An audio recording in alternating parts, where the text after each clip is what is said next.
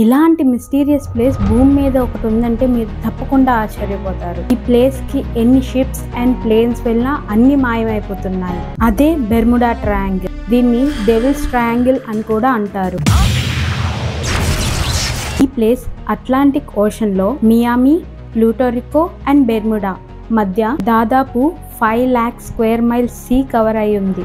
1918లో యుఎస్ఏకి చెందిన giant navy ship USS Cyclops and 1945లో ఫ్లైట్ 19 మాయమైపోయాయి. Star Tiger and Star Ariel అనే బ్రిటిష్ ప్యాసింజర్ ప్లేన్స్ కూడా 1948 to 49 మధ్యలో ఏ డిస్ట్రెస్ కాల్స్ లేకుండా కనబడకుండా పోయాయి. ఎలెన్ ఆస్టిన్ షిప్ ఒక గోస్ట్ షిప్ టవర్ ను కూడా కనుగొంది.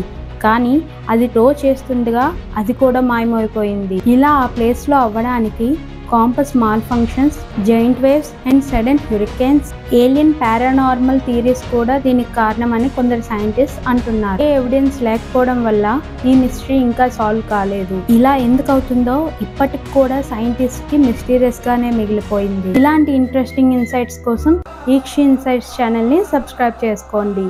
ఇన్స్టాగ్రామ్ అయితే ఫాలో అయిపోండి.